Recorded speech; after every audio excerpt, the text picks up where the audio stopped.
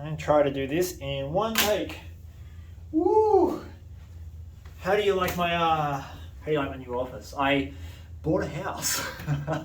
So if you would like to support the channel, hitting like and sharing and all that would mean a buttload to me right now. I've got a really important video for you. I've got dinner on the cook.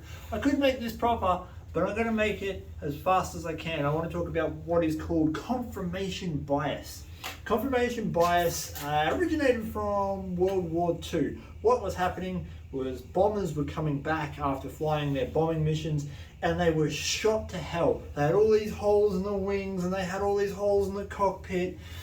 And what the military folks decided to do initially was armor the areas that had heaps of holes in them. But the problem with that is they're the planes that made it back.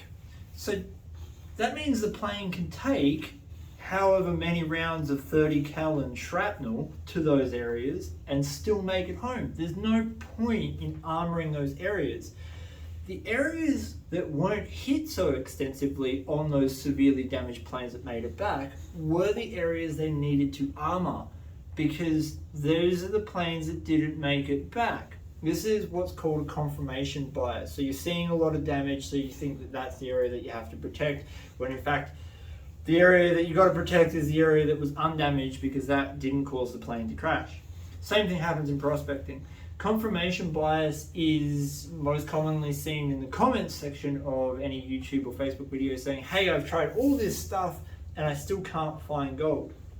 Well, if you're trying your hardest and you're checking all these spots on a known gold bearing creek, so say you go to Reedy Creek where I go, and there's heaps of spots that you could find gold and you're just not finding any, don't give up, just don't look where you've been looking.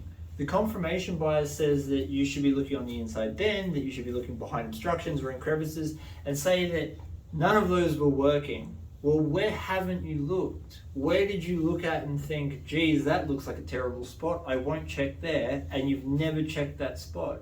Your confirmation bias is actually forcing you in a direction that is not conducive to finding gold. And therefore, if you stop and pause and think for a minute, I've tried all of these spots, I've tried every inside bend on this creek and I'm not finding any gold. Perhaps I should try the outside bend.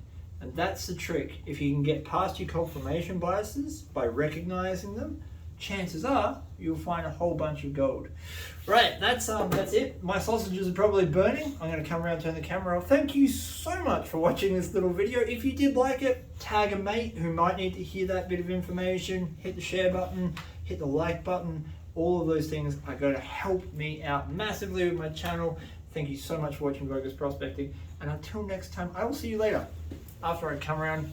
And it's so professional, a one-shot clip like this. Bye guys!